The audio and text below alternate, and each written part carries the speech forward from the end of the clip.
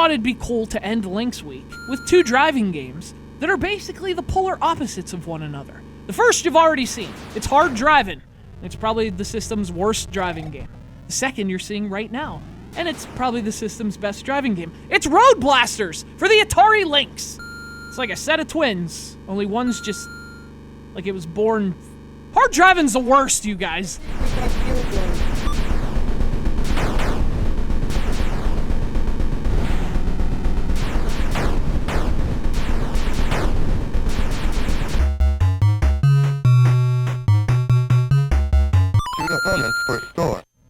But listen, I think if there's one thing I think we should have learned from Atari Lynx Week, it's that life is precious and fleeting, and we should cherish every moment of it.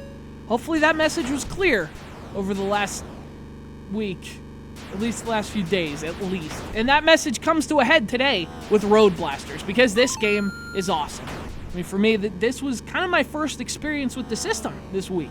So, you know, I haven't seen everything it has to offer, but with that being said, this is one of my favorite Lynx games so far. RoadBlasters is that awesome. In fact, it might be one of my favorite driving games for any handheld ever, because it's just like, hard driving is the worst, you guys.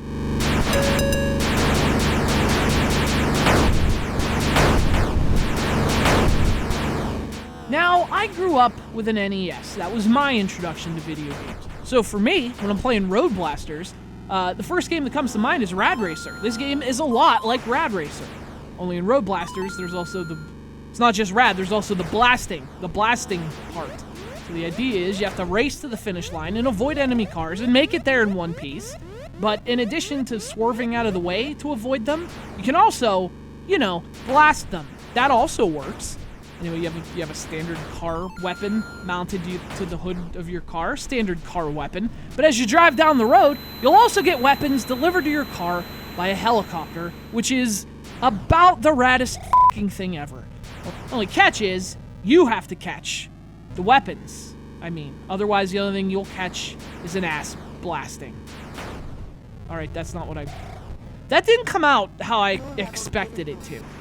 So I guess, in a way, it's Mario Kart before there was ever Mario Kart. It's a racer based on weapons.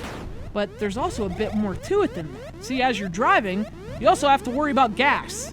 Not like ass blasting, but look, you guys know what I mean. This is just getting out of hand. Your car is constantly using gas because that's how cars work. So you have to replenish it by picking up more gas. It's scattered all over the road in these little green canisters. So the game gives you a few different things to do here. I mean, making it to the finish takes more than just smooth driving. It also takes a steady aim, because cars are going to be all over you, as well as a keen eye to spot that fuel and then pick it up. Plus, there's turrets on the side of the road or something. They're shooting at you. It's ridiculous. It's like, why are you even driving on these roads? Why did you agree to this? And does it have anything to do with the alleged ass blastings?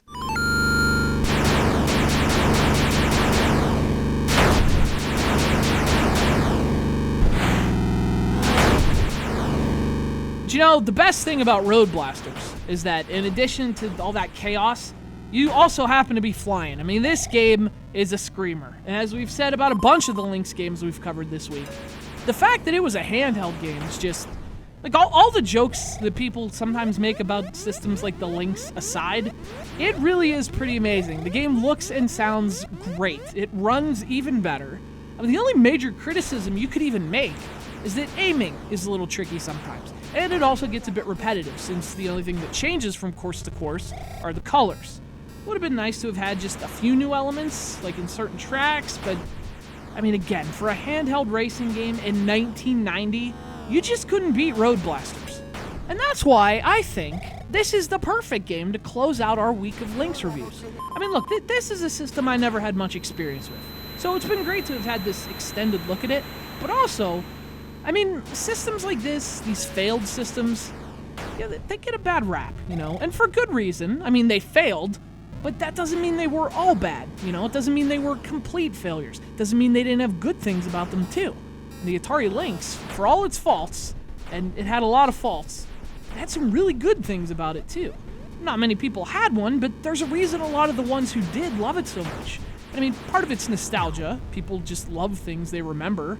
And also being the annoying gaming hipster is part of it. But part of it's games like this. Failed system or not, Road Blaster is an awesome game. And in some ways, so was its failed system. Except for hard driving, which was literally the worst!